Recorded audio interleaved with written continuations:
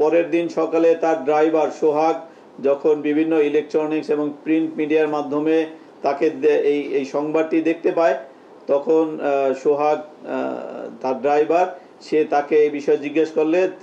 সে তাকে অভয় দেয় যে কিচ্ছু হবে না, কোনো কিছু হইলে তোর ফ্যামিলিকে আমি দেখে রাখবো, কোনো সমস্যা নাই। সেই বিভৎস কাহিনীর কথা নিশ্চয়ই মানুষ পটে ভেসে আছে। আপনারা জানেন যে 28শে অক্টোবরের ধারাবাহিকতায় ওই দিন রাতেই,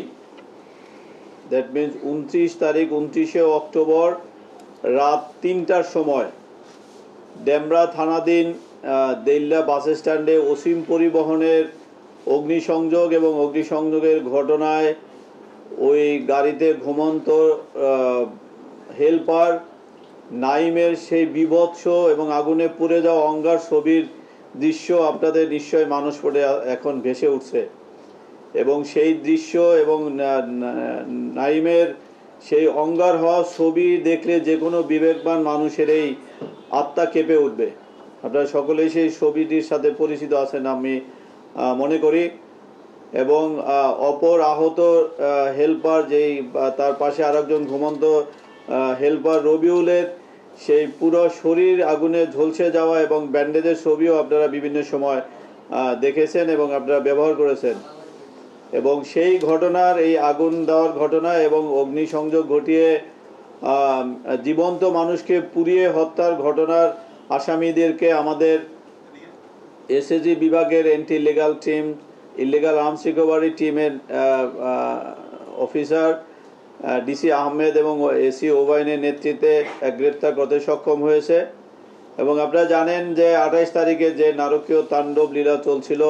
তার এই ধারাবাহিকতায় এই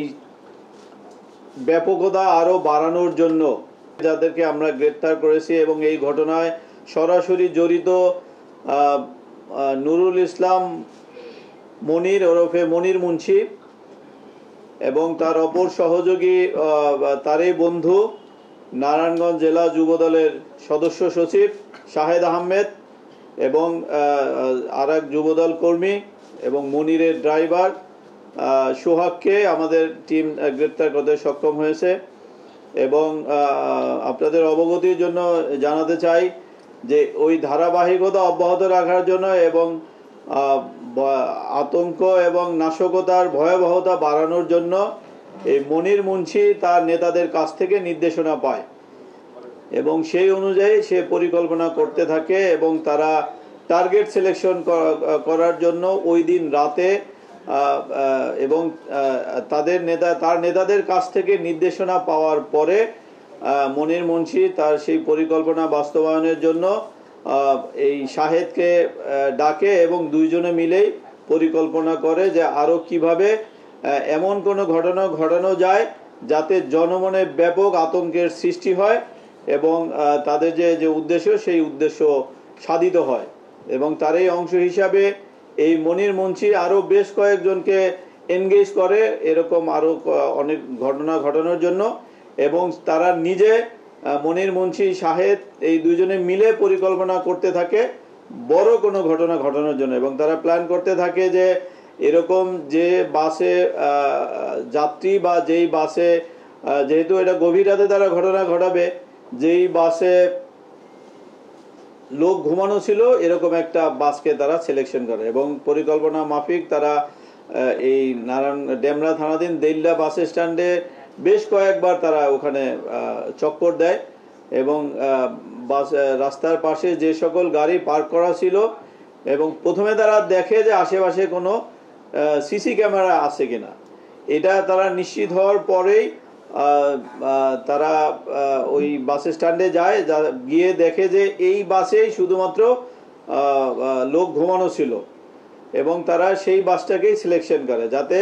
পরবর্তী দিনে তাদের যে আন্দোলন ছিল সেই আন্দোলনে কোনো বাস বা কোনো পরিবহন যাতে না নামে এবং জনগণ যাতে ঘর হতে বের না হয়, এরকম আতঙ্ক তৈরি করার জন্যই তারা এই বাসটাকে তারা সিলেকশন করে তারা ফিরে এসে তাদের পরিকল্পনা মাফিক একটা জায়গা থেকে এবং সেটা একটি মোটরসাইকেল থেকে তার গাড়িতে রক্ষিত বোতলে করে তেল নিয়ে আসে, পেট্রোল নিয়ে আসে মোটরসাইকেল থেকে। সে নিয়ে পুনরায় তারা ওই বাস স্ট্যান্ডে যায়। আপনারা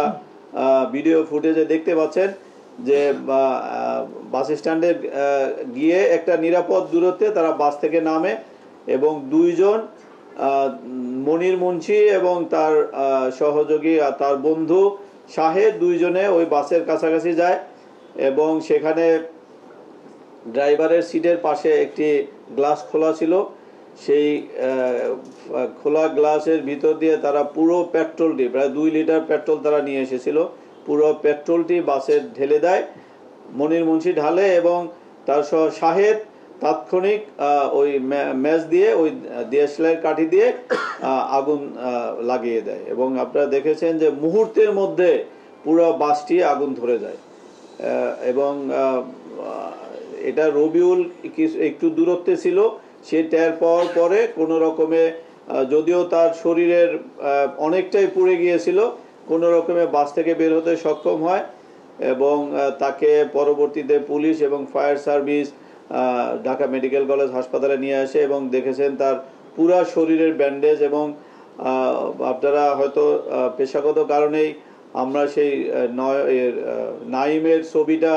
এখানে ব্যবহার করতে পারিনি, সেই বিভৎস অঙ্গার হয়ে যাওয়া ছবি। এবং তারা এখানে আগুন দিয়ে গাড়িতে করে আবার এই মনির মুন্সিদের নিজেদের একটা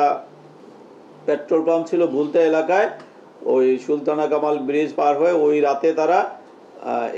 তাদের সেই পেট্রোল পাম্পে অবস্থান করে। পরের দিন তারা তাদের বাসায় চলে আসে।